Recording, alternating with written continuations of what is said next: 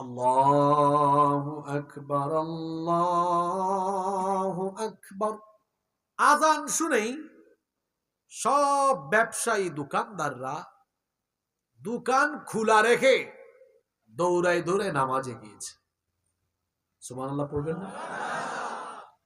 এরা অবাক, কি ব্যাপার, এরা দোকান খোলা রেখে কই যায়? দোকানও খোলা, ক্যাশও খোলা। এখনো আপনারা দেখবেন সৌদি আরবে গেলে এই যে মসজিদে হারামের পাশে যে ক্লক টাওয়ার, সাফা টাওয়ার আছে, আশপাশে বিভিন্ন দোকানপাট আছে না? মদিনায় গেলেও দেখবেন আজান হয়েছে খোলা রেখে সবাই চলে যায়। স্বর্ণের দোকানদার স্বর্ণ রেখে ক্যাশ খোলা রেখে চলে গিয়েছে। এরা এই দৃশ্য দেখেছে। এরা কোত্থেকে আসছে? নাজরান। কোথা থেকে? এরা বলে হায় হায় হায়, এ কোন দেশে আসলাম? স্বর্ণের দোকানদার স্বর্ণ ফেলে রেখে চলে যায়, দোকানদাররা ক্যাশ রেখে চলে যায়। জিজ্ঞেস করতেছে, এই কই দৌড়াও, দোকান চুরি করবে না? ওরা বলতেছে কেন চুরি হবে? আমাদের এই রাষ্ট্রে, এই দেশে আল্লাহর আইন চলে, এখানে কেউ চুরি করে না, কারো মাল কেউ চুরি করে না, বরং সবাই সবার সম্পদের বা অন্যের সম্পদকে পাহারা দেয়। সুবহানাল্লাহ। এরা বলতেছে নামাজে যে যাচ্ছ, এখন তো কেউ পাহারা দিবেন না, এগুলো দেখবেন কে? কয় আমাদের আল্লাহ হেফাজত করবেন। সুবহানাল্লাহ। আমার দেশে এটা চিন্তা করতে পারবেন? আলুর খেতে আলু থাকে না? আসলেন কেন? থাকে। ওই যে আপনার একটা ফল আছে না, রাতের বেলা লাইট দিয়া উপরে তারপরে এটাকে চাষ করে, ড্রাগন। ওই দক্ষিণাঞ্চলে অনেক বেশি হয়। আমি ওইসব অঞ্চল অনেক সফর করি, তো দেখি ওখানে পাহারাদার। বললাম পাহারাদার রাখছে না কেন? কয় হুজুর আমাদের দেশের পাবলিক বুঝেন না। একটু আগেই তো বললাম অভাবের চোর আর স্বভাবের চোরের কথা। এত চুরি থাকলে উন্নতি কেমনে হবে বলেন? সম্মানিত উপস্থিতি, কোরআন দিয়ে বিচার আরম্ভ হলে সব সোজা হয়ে যাবে। আমাদের দেশে রাজনীতি করে এমন বহু মানুষ আছে যারা কোরআনের আইন চায় না। কি বলেন, আছে না? এরা চায় না কেন? আমি তো আবার একদম চোখের দিকে চাইয়া চাইয়া তাকায় তাকায়া সত্য কথাগুলা বলি। সত্য কথা একটু তিতা হয়। ও চায় না কেন আমরা জানি। কারণ ও যে তার দলের সাঙ্গপাঙ্গ তার দলের আশপাশে তার সাইডে রেখেছে, ওদেরকে তো বিভিন্ন জায়গায় টেন্ডারবাজি চাঁদাবাজি করায়। ওদের তো আর কোনো পেশা নাই, ব্যবসাও নাই, কিছুই নাই। ওরা এভাবে চাঁদাবাজি করে করে খায়। এজন্য চোর ডাকাত চাঁদাবাজ সন্ত্রাস টেন্ডারবাজেরা কোরআনের আইন এজন্য চায় না। কোরআনের আইন প্রতিষ্ঠা হলে বলে তারা এই অপরাধগুলো করতে পারবে না। এজন্য আমি আমার ভাষায় বলি, অন্যায় আর অপরাধ জগৎকে নেতৃত্ব দেয় যারা, কোরআনের আইন চায় না তারা।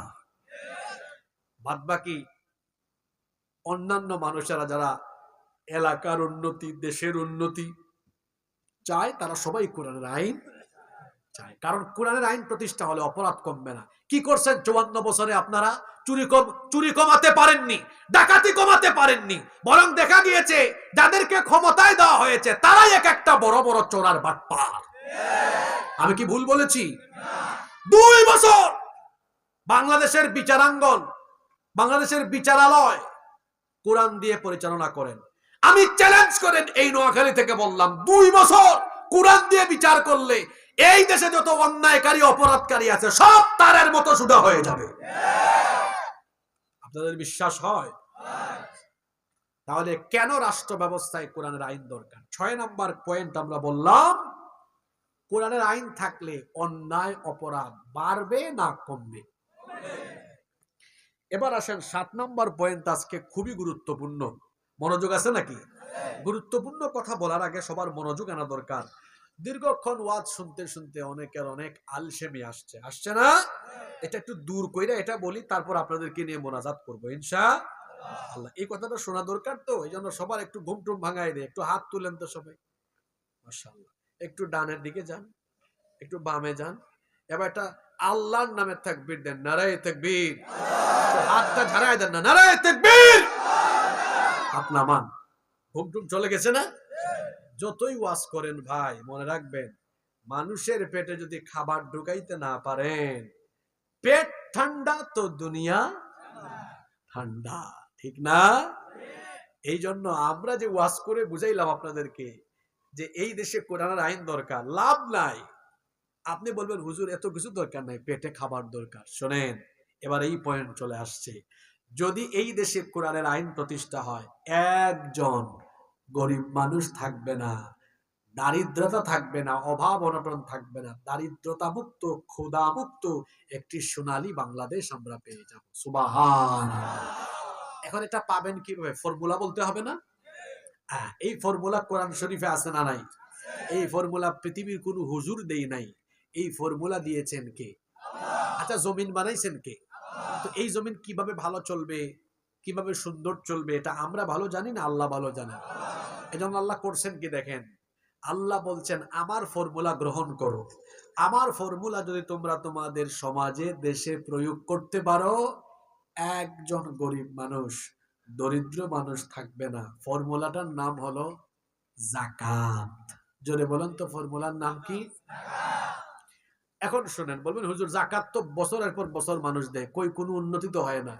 এর কারণ হলো বাংলাদেশের শতকরা 90% উপরে মুসলমান, এরা হক আদায় করে, যাকাত আদায় করে না। এরা মনে করে যাকাত সাধারণ দান সৎকার মতো। সম্মানিত নোয়াখালীবাসী, যাকাত সাধারণ দান সৎকার মতো নয়। যেমন সাধারণ দান আপনি যে কোনো জায়গায় দিতে পারেন, কিন্তু যাকাত কি যে কোনো জায়গায় দেওয়া যায় না। যাকাতের খাত নির্ধারিত। কয় খাতে যাকাত দেওয়া যায়? 8টা খাতে। জোরে বলেন কয়টা? এখন যাকাত দেওয়া হয়েছে, এই বিধান, এই ফর্মুলা আল্লাহ দিয়েছেন কেন? এর উদ্দেশ্য কি? যাকাতের উদ্দেশ্য হলো সমাজ থেকে দারিদ্রতা, বেকারত্ব দূর করা। বেকারত্ব, এলাকায় এলাকায় বেকার মানুষ আছে না নাই? এদের পরিবার চলে না, খাইতে পারে না, 3 বেলা খাবার 1 বেলাও খাইতে পারে না, এরকম পরিবার আমার বাংলাদেশে আছে না নাই? আল্লাহ একটা ফর্মুলা দিলেন, যাকাতের ফর্মুলা। এই ফর্মুলা প্রয়োগ করলে বেকারত্ব দূর করা যাবে। কিন্তু আশ্চর্যের ব্যাপার হলো, যেভাবে যাকাত দেওয়া দরকার সেভাবে আমরা যাকাত দেই না। এখন প্রশ্ন হলো, তাহলে যাকাত কিভাবে দিতে হয়? আমি একটা উদাহরণ দেব, একটা ঘটনা বলবো, মনোযোগ থাকবে তো সবার? এই যে আরিফিয়া যুব ফাউন্ডেশন, আপনাদের এলাকার একটা ফাউন্ডেশন এই ছেলেরা মিলে করলো।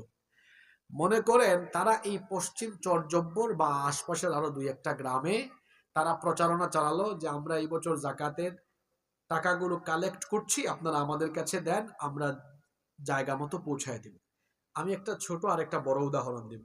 যদিও যাকাত কালেকশন করা, ডিস্ট্রিবিউট করা ইসলামী সরকারের দায়িত্ব। কার দায়িত্ব? ইসলামী সরকারের। আমি ইসলামী সরকার দিয়ে উদাহরণ দিব, আগে আপনার 2-3টা গ্রাম দিয়ে উদাহরণ দিই। মনে করেন এরা তুললো এই গ্রাম আর আশপাশের 2-3 গ্রাম থেকে, টোটাল তাদের কাছে জমা হয়েছে যাকাতের 2 লাখ টাকা। কত লক্ষ টাকা? এখন যদি জন প্রতি 500 টাকা করে দেন, তাহলে 400 জন মানুষকে এই 2 লক্ষ টাকা বিতরণ করা যাবে। এখন আপনারা আমাকে বলেন তো, 2 লক্ষ টাকা জন প্রতি 500 টাকা করে দিয়ে 400 জন মানুষকে দিলে, এই 400 জন মানুষের কি দারিদ্রতা, অভাব দূর হয়ে যাবে?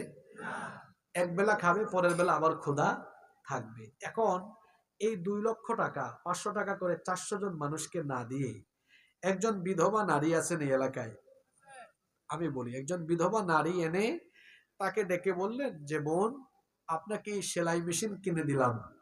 এই মহিলা এই সেলাই মেশিন কিনে নিয়ে যদি সেলাই মেশিনের মাধ্যমে কাজ আরম্ভ করেন, তার পরিবারটা চলার ব্যবস্থা হলো কি হলো না? আরেকজন ভাই গরিব মানুষ, ভাই আপনার পরিবার চলে না, একটা অটোরিকশা কিনে দিলাম। অটোরিকশা আছে না আপনাদের এলাকায়? এই যে আমার ভাইটাকে অটোরিকশা কিনে দিলাম, এখন তার পরিবার চলার একটা ব্যবস্থা হলো কি হলো না? আরেকজন ভাই অসচ্ছল পরিবারের, তাকে একটা ছোটখাটো টঙের দোকান করে দিলাম, তার পরিবার চলার ব্যবস্থা হয়ে গেল কি গেল না? তাহলে 2 লক্ষ টাকা 400 জন মানুষকে দেওয়ায় ফায়দা আছে না 2 লক্ষ টাকা 3 জনকে দেওয়ায় ফায়দা আছে? এই 3 জন হতে পারে আগামী বছর আর যাকাত খাওয়ার উপযুক্ত নাও থাকতে পারে। যাকাত দিতে হয় এই ফর্মুলায়। কিন্তু আমরা কি করি? যাকাতের শাড়ি কিনে আনে। এই সামনে রমজান মাস আসতেছে, দেখবেন ঈদের 2-3 দিন আগে খান সাহেব চরজব্বরে ঢাকা থেকে আসছেন, বঙ্গবাজার থেকে কিনে নিয়ে, ইসলামপুর থেকে কিনে নিয়ে আসছেন যাকাতের শাড়ি, যাকাতের লুঙ্গি। এটা কি? বাজারের সবচেয়ে ফালতু শাড়ি আর ফালতু লুঙ্গি, যেটা একবারের বেশি পড়া যায় না। এটা কি যাকাত না যাকাতের নামে তামাশা? দুনিয়ার সমস্ত আলেমরা একমত, এইভাবে যারা জাকাত দেয় এদের জাকাত আদায় হয় না। জাকাত আদায়ের উদ্দেশ্য হলো সমাজের গরিবী হালত দূর করা। এবার আমার দিকে তাকান, যেটা বলার জন্য এই উদাহরণ টেনে আনছি। আমাদের এই দেশে যদি ইসলামী সরকার হয়ে যায়, আল্লাহ যেন করে দেন, বলেন আমিন, তাহলে এই দেশের নতুন করে একটা মন্ত্রণালয় হবে। এই মন্ত্রণালয়ের নাম হলো জাকাত মন্ত্রণালয়। এটা কি আমি বানাইছি? না, আল্লাহই বলেছেন। কোরআনুল কারীমের 22 নম্বর সূরা সূরাতুল হজের 41 নম্বর আয়াতে আল্লাহ বলেছেন, আল্লাযীনা ইম্মাক্কান্নাহুম ফিল আরদি আকামুস সালাতা ওয়া আতামুজ যাকাতা ওয়া আমারু বিল মা'রুফি ওয়া নাহাউ আনিল মুনকার ওয়ালিল্লাহি আকিবাতুল উমুর। আল্লাহ তাআলা বলছেন, আর মুমিনদেরকে আমি যদি ক্ষমতায় বসাই তাহলে সবার আগে তারা 4টা কাজ করবে। কয়টা কাজ? 1 নম্বরে তারা নামাজ কায়েম করবে, 2 নম্বরে তারা যাকাত আদায় করবে। তাহলে মুমিনরা রাষ্ট্র পরিচালনার দায়িত্ব পেলে যাকাত আদায় আর যাকাত ডিস্ট্রিবিউট করার দায়িত্ব এটা তাদেরকে দিয়েছেন কে? আল্লাহ। তো এবার শুনেন, আমি বলছিলাম এই দেশে যদি ইসলামিক গভর্নমেন্ট থাকে তো আলাদা একটা মন্ত্রণালয় হবে, যেটার নাম হলো জাকাত মন্ত্রণালয়। সেখানে দেশের শীর্ষস্থানীয় পর্যায়ের ইসলামী অর্থনীতিতে বিশেষজ্ঞরা যখন এই মন্ত্রণালয় পরিচালনা করবেন, এই বাংলাদেশের মুসলমান যারা, তাদের সম্পদের হিসাব সরকারের কাছে থাকবে। আপনি জাকাত আর এদিক সেদিক দিতে পারবেন না, কারণ প্রত্যেক বছর শেষে আপনার ঘরে চিঠি আসবে মন্ত্রণালয় থেকে, এই বছর আপনার এত টাকা জাকাত আসছে, আমাদের উপজেলা অফিসে নিয়ে আপনার জাকাতের টাকাগুলো দিয়ে আসেন। এইভাবে যদি সারা দেশ থেকে জাকাত উত্তোলন করা হয়, আমার ধারণা প্রতি বছর বাংলাদেশে কমপক্ষে 10-12 হাজার কোটি টাকা উত্তোলন করা যাবে। আমি এদিকে না গিয়ে ছোট করে একটা উদাহরণ দিই আপনাদেরকে বোঝানোর জন্য। মনে করেন এই বছর বাংলাদেশে জাকাত মন্ত্রণালয় 1,40,000 কোটি 1,40,000 কোটি টাকা কালেকশন করলো। দেখেন জাকাত দিয়ে দেশ কেমনে বদলানো যায়। এখন মন্ত্রণালয়ে টাকাগুলো জমা পড়লো, বাংলাদেশ থেকে এবার বিভিন্ন এলাকা থেকে, বিভিন্ন উপজেলা, ইউনিয়ন, গ্রাম থেকে ধরে ধরে এই বছর 70 লক্ষ যুবক আনা হলো, যারা বেকার, যাদের কোনো কাজ নাই। কত লক্ষের কথা বললাম?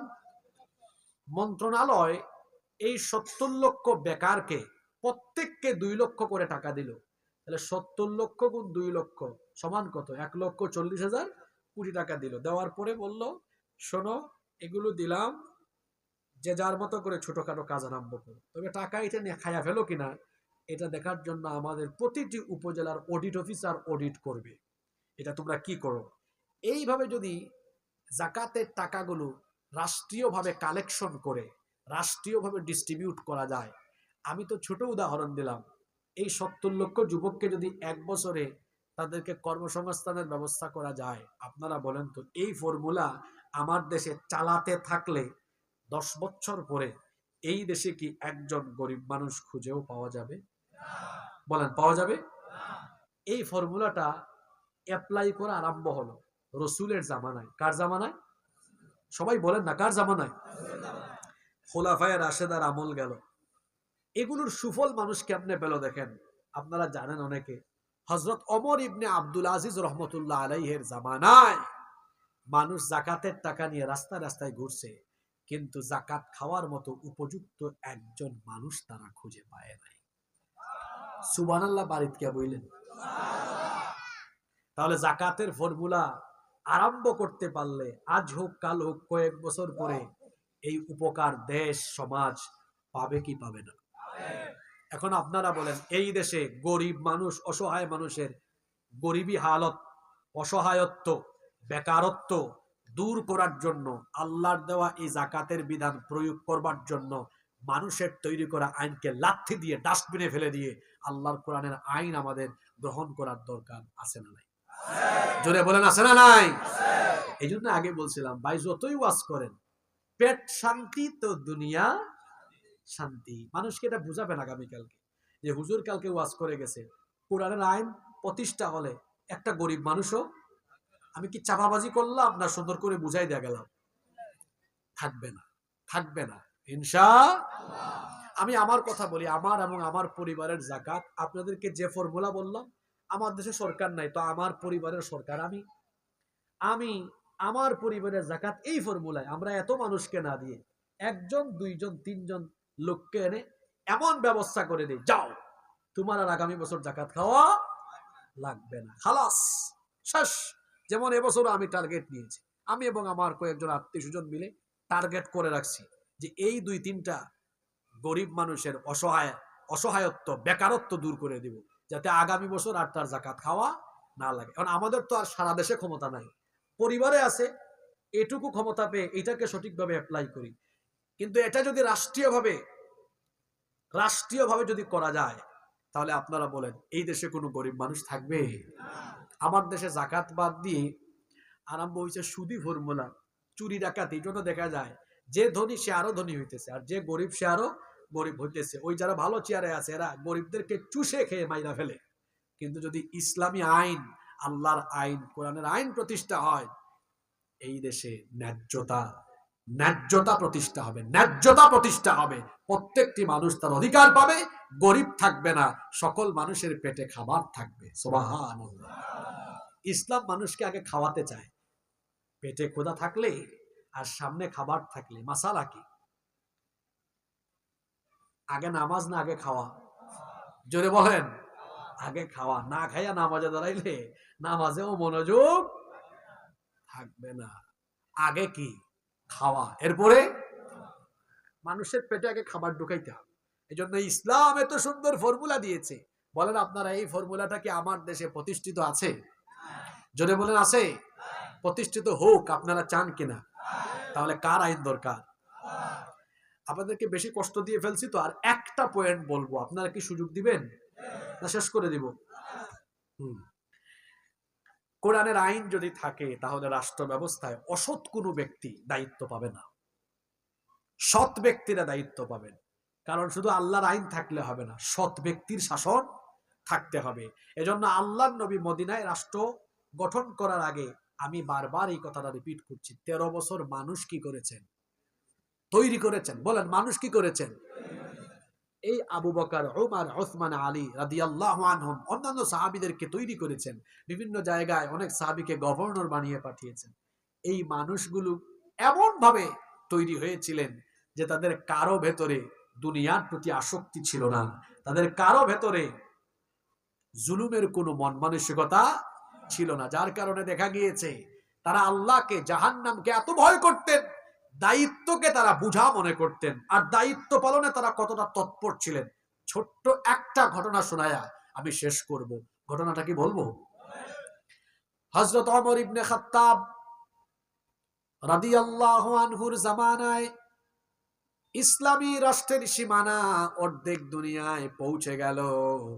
তিনি অর্ধ পৃথিবীর শাসনকর্তা হয়ে গেলেন। সুবহানাল্লাহ। এখন আপনারা বলেন তো, ওমর রাদিয়াল্লাহু আনহু তিনি নরম মনের মানুষ না খুব গরম? সেই ওমর রাদিয়াল্লাহু আনহুর মন মানসিকতা কেমন ছিল? তিনি যখন অর্ধ পৃথিবীকে শাসন করছেন, শাসন ব্যবস্থাটা কেমন ছিল? একবার তার অফিসে তিনি কাজ করছেন, ঘরের ভেতরে মোমবাতির আলো জ্বালিয়ে কাজ করছেন। ওই যুগে ওই সময়ে তো এরকম ইলেকট্রিক্যাল লাইট ছিল না, কারেন্ট ছিল না, বিদ্যুৎ ছিল না। মোমবাতির আলো জ্বালিয়ে কাজ করতেছেন। এমন সময় তার কিছু আত্মীয় স্বজন দরজায় এসে নক করলেন, ভেতরে ঢুকতে চাইলেন। তিনি তাদেরকে ভেতরে না ঢুকাইয়া দরজায় দাঁড় করায়া রাখলেন, বললেন একটু দাঁড়াও, অপেক্ষা করো। তারপরে তিনি তার সামনে থাকা মোমবাতির আলো ফু দিয়ে নিভালেন, নতুন আরেকটা মোমবাতিতে আগুন জ্বালালেন। এরপরে বললেন এবার তোমরা ভেতরে ঢুকো। এরা ভেতরে এসে বললেন আমিরুল মুমিনিন, আপনার সামনে তো মোমবাতিতে আগুন ধরানো ছিল, এটা নিভিয়ে নতুন আরেকটা আগুন ধরালেন কেন? তিনি তখন বললেন তোমরা আসার আগ পর্যন্ত রাষ্ট্রের টাকায় কেনা, জনগণের টাকায় কেনা মোমবাতির আলো জ্বালিয়ে জনগণের কল্যাণে রাষ্ট্রীয় কাজ করছিলাম। যখন তোমরা ভেতরে ঢুকতে চাইলে চিন্তা করলাম রাষ্ট্রের টাকায়, জনগণের টাকায় কেনা মোমবাতির আলো জ্বালিয়ে তোমাদের সাথে যদি আমি ব্যক্তিগত কথা বলি, তাহলে আমার উপর রাষ্ট্র আর জনগণের যে দায়িত্ব দেওয়া হয়েছে, এই আমানতের খেয়ানত হবে। কিয়ামতের ময়দানে জালিম হয়ে আসামির কাতারে আল্লাহর সামনে আমাকে দাঁড়ানো লাগবে। এই ভয়টা আমার অন্তরে যখন আসলো, আমি সঙ্গে সঙ্গে জনগণের টাকায়, রাষ্ট্রের টাকায় কেনা মোমবাতির আগুন ফু দিয়ে নিভাইয়ে দিয়ে, নিজের টাকায় কেনা মোমবাতির আলো জ্বালিয়ে তোমাদেরকে ঘরে ঢোকায়া তোমাদের সাথে এখন কথা বলছি। আহা, এই হলো কুরআন যে রাষ্ট্রে প্রতিষ্ঠা থাকে সেই রাষ্ট্রের শাসকদের বৈশিষ্ট্য। আর যে দেশে কুরআনের শাসন থাকে না, মানুষের তৈরি করা আইনের শাসন থাকে, সেই দেশে দেখা যায় এই নোয়াখালীর সুবর্ণচরের এমপিও দেখা যায়, আরে বাপরে বাপ, হাজার হাজার কোটি টাকা চুরি কইরা বিদেশে নিয়ে চলে যায়। কে আছে না নাই? আপনি আবার আপনার এলাকার কারোর সাথে মিলেন না, আমি একটা উদাহরণ দিলাম। এইরকম হয় কি হয় না? এদের ভিতরে দুনিয়ার চিন্তা ঢুকে যায়। সুতরাং আজকে আমি 8টা পয়েন্ট বললাম, আরো বহুবিধ কারণ আছে, অন্তত যে 8টা কারণ বললাম দেখি মনে রাখছেন কিনা। 1 নাম্বার, কোরআনের আইন কেন দরকার? আল্লাহর আইন, মাশাআল্লাহ এখানে কয়েকজন মনে রাখছে, আরো আছে মাশাআল্লাহ, পরিবর্তন হয়। 2 নাম্বার, আল্লাহর আইন না, আল্লাহর আইন, কোরআনের আইন প্রতিষ্ঠা না হলে বহু আয়াত পৃষ্ঠার ভেতরেই বন্দী থাকবে। 3 নাম্বার, ন্যায় বিচার প্রতিষ্ঠার জন্য কোরআনের আইন দরকার। 4 নাম্বার, সকল মানুষের অধিকার প্রতিষ্ঠায় কোরআনের আইন দরকার। 5 নাম্বার, সব ধর্মের মানুষের সুরক্ষার জন্য কোরআনের আইন দরকার। 6 নাম্বার, কোরআনের আইন থাকলে পরে অন্যায় অপরাধ দিন দিন কমবে না বাড়বে? 7 নাম্বার, কোরআনের আইন প্রতিষ্ঠা হলে, যাকাতের ফর্মুলা প্রয়োগ হলে কোনো গরিব মানুষ, দারিদ্রতা মুক্ত, ক্ষুধা মুক্ত একটি বাংলাদেশ আমরা পেয়ে যাব ইনশাআল্লাহ। 8 নাম্বার, কোরআনের আইন প্রতিষ্ঠা হলে কোরআনওয়ালা মানুষ থাকবে। ওই যে আলোচনার শুরুতে বলছিলাম, আমাদের দেশে অভাবের চোরের চাইতে স্বভাবের চোর বেশি। ওই চেয়ারগুলোতে কোরআনওয়ালা মানুষরা যখন বসবে, পরিস্থিতি চিত্র পাল্টে যাবে, বদলে যাবে ইনশাআল্লাহ। এজন্য আপনারা এই কোরআনকে মসজিদে, মাদ্রাসায় আর ওয়াজ মাহফিলে, তাফসীর মাহফিলে চান, নাকি আপনারা এর পাশাপাশি পার্লামেন্টেও চান? জোরে বলেন, চান কি চান না? যুবক ভাইরা আগে বলেন, কারণ এই যুবকরা আমাদের কান্ডারি। যুবক ভাইরা যুবকের মতো আওয়াজ দেন তো, এই কোরআন মসজিদ, মাদ্রাসা, মাহফিলের মঞ্চে থাকার পাশাপাশি এই কোরআনকে আমরা রাষ্ট্র পরিচালনার সর্বোচ্চ জায়গায় চাই কি চাই না? এটা কি যুবক মানুষের আওয়াজ হইল নাকি? চাই কি চাই না? যুবক যুবকের মতো বলতে হবে, চাই কি চাই না? তাহলে আমাদের স্লোগান এখন হবে, আল কোরআনের আলো সংসদে, সবকিছু দেখা শেষ, বাকি আছে আল কোরআনের বাংলাদেশ। এই কোরআন দিয়ে আমি যদি এখানে সারা রাত ওয়াজ করি, ভাই নামাজ পড়েন, কিছু মানুষ নামাজি হয়ে যাবে, কিন্তু সবাই হবে না। যদি সংসদ ভবন থেকে বা দেশের সর্বোচ্চ জায়গা থেকে আইন পাশ হয়, নামাজ না পড়লে বেতের বাড়ি আছে, কি এর ওয়াজ? ওয়াজ আর লাগবে না। দেখবেন ফজরের আগে বেনামাজিও 1 ঘন্টা আগে উঠবে, বউ বলবে, কি গো তুমি 1 ঘন্টা আগে উঠছো কেন? কই উঠবো না, একটু পরে বেতের বাড়ি শুরু হবে। তাহলে ওয়াজ দিয়ে যা হয় না, বেত দিয়ে অনেক সময় তা হয়। এজন্য তো কোরআনকে, ইসলামকে ওই হুকুমের জায়গায় নিয়ে যেতে হবে। আল্লাহ কোরআনে বলেছেন, মুসলমান তো হবে এমন, তা'মুরুনা বিল মা'রুফ ওয়া তানহাউনা আনিল মুনকার। আলেমরা এটা বুঝবেন, আপনারা আম পাবলিকরা বুঝবেন না। তা'মুরুন, এটা কিসের সিগা? আমরের সিগা, আমর, অর্থাৎ সৎ কাজের আদেশ করো। এখন আদেশ করতে হলে আদেশের জায়গায় যাওয়া লাগে কি লাগে না? যদি বলেন লাগে কি লাগে না? যেমন আমি আপনাদেরকে একটা উদাহরণ দিয়ে শেষ করি। এই মুহূর্তে আমাদের দেশে যে শিক্ষা ব্যবস্থা আছে, এর উপর কি আপনারা সন্তুষ্ট? সত্যি করে বলেন, সন্তুষ্ট? এখন এটা বদলানোর জন্য আপনারা বর্তমান সরকারের কাছে, সরকারকে আদেশ দিতে পারবেন না অনুরোধ করতে পারবেন?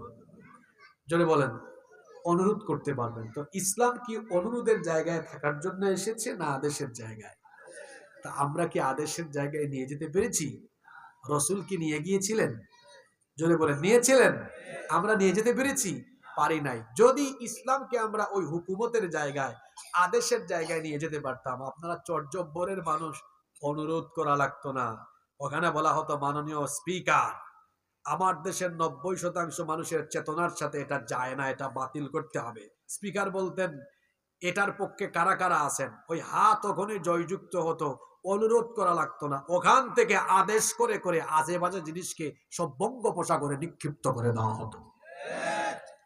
তাহলে অনুরোধের জায়গায় নয়, ইসলামকে নিয়ে যেতে হবে আদেশের জায়গায়। আদেশের মাকামে নিয়ে যেতে পারলে পরে আদেশ করা যায়, নইলে অনুরোধ করতে হয়।